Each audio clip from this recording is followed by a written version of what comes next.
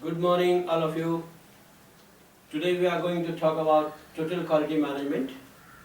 The subject is a very vast subject, so still we want to cover it within our specified time.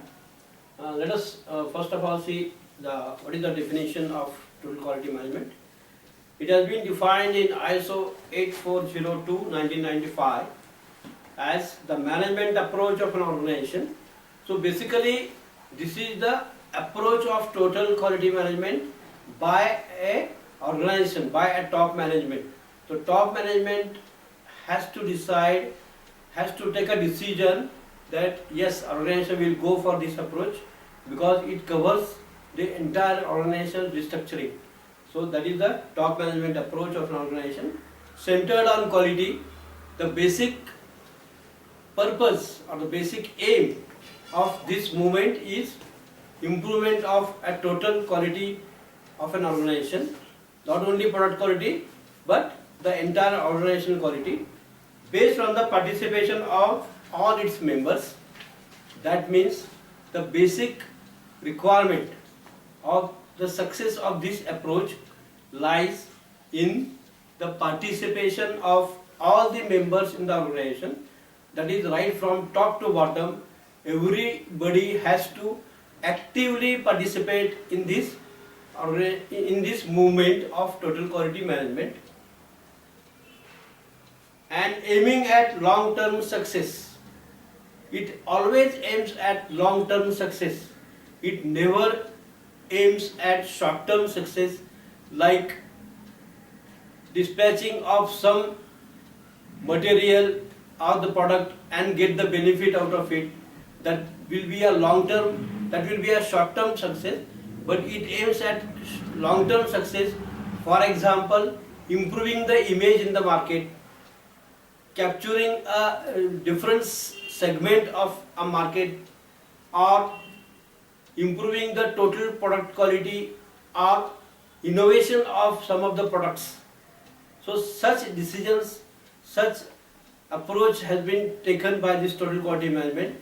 So that is a long-term aim, long-term success is aimed at it. Through customer satisfaction, of course customer satisfaction is the prime requirement.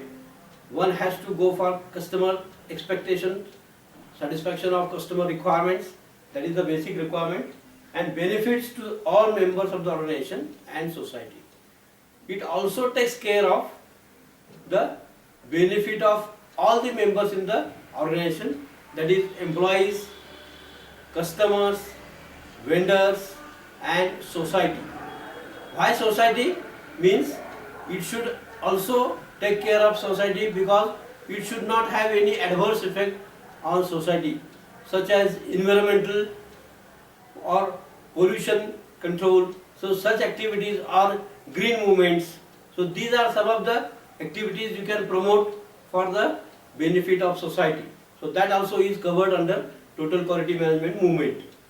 The holistic view of TQM supports the idea that quality is the responsibility of all employees and not just a quality manager.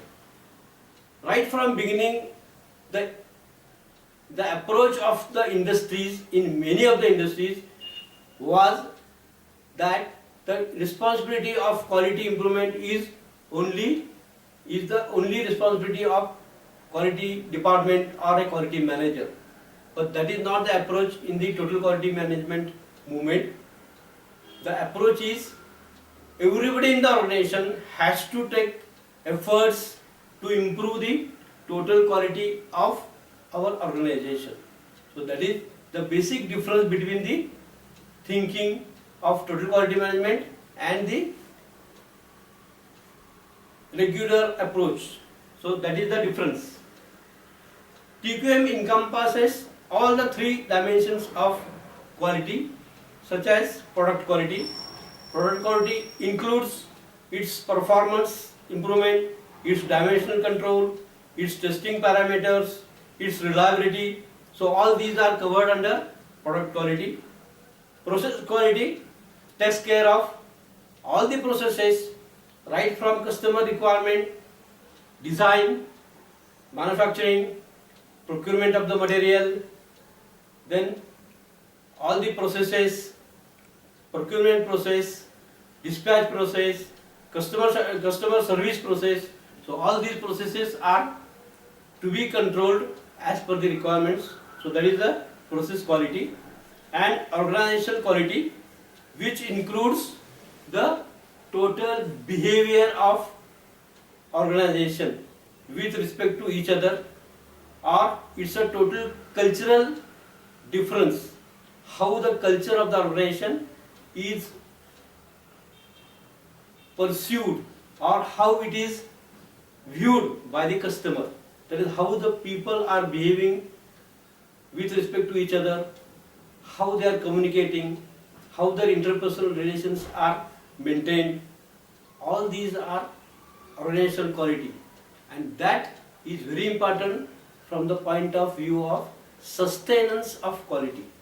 See, one day you will achieve quality, but the sustenance of quality for a long term, on a long term basis, is very important, and that only depends upon organizational quality or a cultural quality, you can see.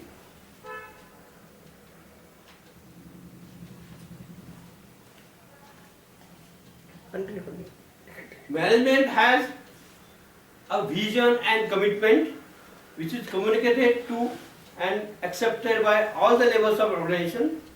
Once the quality culture has been ingrained in the organization, then ongoing driving force is bottom up. See, we are talking about cultural difference. TQM is a culture. It is not an overnight job.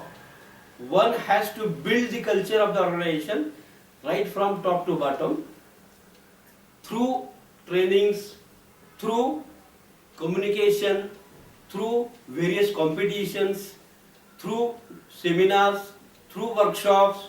So these are all the medias of improving the total culture of the organization. So through these training programs and seminars, you can build the quality of the people, integrate them with all the requirements of quality. Once they are convinced that this quality movement has to be made successful, then the organization will start taking initiatives from bottom to top.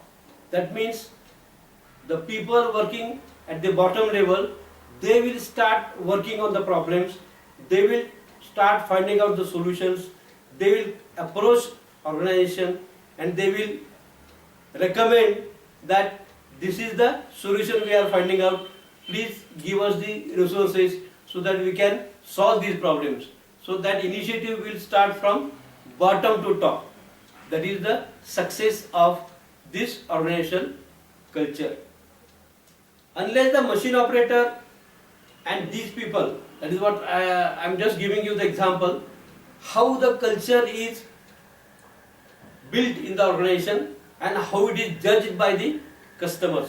See, every time managing director or a top man is not contacting the customers. Who are in contact with the customers? That is machine operator, telephone operator, or a cleaner, or a car driver, or a junior account clerk.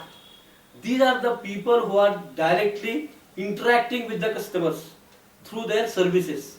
So how these people are behaving with customer, that is how your culture is percolated to the customer. Customer will judge whether this organization is having a quality or not through the behavior of these people. How a van driver gives service to the customer, how telephone operator responds to the customer, how a cleaner gives service to the customer, how a junior accounts clerk helps customers for their invoicing, for their billing. So all these people are building quality culture, and the basic culture which is ingrained into the customer is through these people. So these people has to be convinced regarding the customer quality, and they are to be trained accordingly So these people have to behave with the customer with good culture. So the culture is nothing but the behavior of these people. So if they are committed to the quality, your TQM movement will be successful. TQM also goes beyond the staff of the organization. As I was telling you, it is a big umbrella under which employees, customers, vendors or the suppliers and the society, stakeholders are covered, and they are taken care by this TQM movement. So these people are the stakeholders. Who are the stakeholders? Who have invested money in your organization, like shareholders. They are also stakeholders. So you have to take care of those people also. So this TQM movement takes care of all these stakeholders. What are the goals of TQM? Why this TQM is important? Let us briefly go through this. Customer delightement or the satisfaction in quality. So customer is delighted by your service or by your quality product. So not only he has to satisfy, but one step ahead than what he expects, you have to give him by your service. That is the customer delightment or continuous improvement. It may be continuous improvement in productivity improvement, quality improvement, cost reduction, customer satisfaction, or new product development. So these are some of the areas by which you can continuously improve the performance of your organization. Total employee involvement and empowerment. You have to involve your people while taking any of the decisions, then only it will be effectively performed. It will be effectively successful. Unless you involve the people, your decision will not be successful. If a top man takes a decision and if it is not accepted by the people, then its success will be in doubt. So you have to involve the people when you take any decision, and then it will be effectively implemented. Empowerment. What do you understand by empowerment? You have to give sufficient power or sufficient authorities to the people who are performing their responsibilities.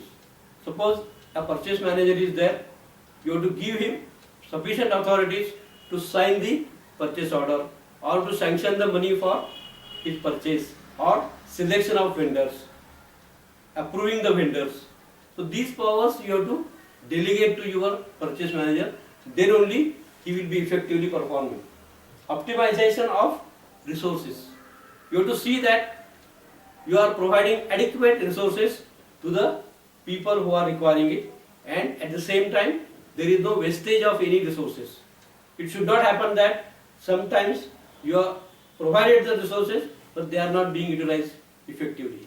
That also should not happen, and at the same time wherever it is required you have to provide them adequately, so that will be a balance or optimization of resources. Do it right the first time. Whatever work you are doing, do it as per the specification at the first time only. Do not repeat the process, because that is a wastage of your energy, manpower or time, and you are not gaining anything out of it. So whatever efforts you are taking, take the efforts in the right direction, so that you will be performing in time and right first time. That is most essentially required. So thank you very much. We will go ahead